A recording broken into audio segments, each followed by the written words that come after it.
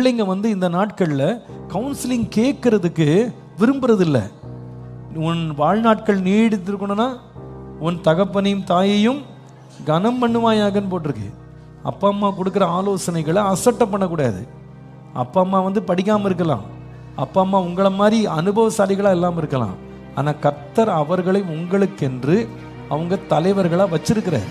உங்கள் பெற்றோரை நீங்கள் தெரிஞ்செடுக்கலை, ஆண்டவரே உங்கள் பெற்றோரை உங்களுக்கு கொடுத்தார். நீங்கள் நிறைய பேர் சொந்த அப்பா அம்மா சொல்கிறத கேட்க மாட்டாங்க, வேற யாரோ ஃப்ரெண்டுடைய அப்பா அம்மா சொல்கிறதெல்லாம் கேட்டுட்டு உட்காந்துட்டு வாழ்க்கை இழந்து போனவங்க இருக்காங்க. பெற்றோரும் கம்மிங்க. ஆலோசனை கொடுக்க வேண்டிய இடத்துல சொல்லாமல் இருக்கக்கூடாது. நீதியான ஆலோசனை பெற்றோர் கொடுக்கணும். நேர்மையான கர்த்தருக்கு பிரியமான ஆலோசனை பிள்ளைகளுக்கு கொடுக்கணும். பிள்ளைகளும் பெற்றோருடைய நீதியான ஆலோசனை கடினமாக இருந்தாலும் மனப்பூர்வமாக கேட்கணும். கேட்டு பாருங்க, வேதம் சொல்லுது உங்க ஆயுசு நாளே நீடித்திருக்கும். நீ நல்லா இருப்ப, ஃபியூச்சர்ல நல்லா இருப்ப.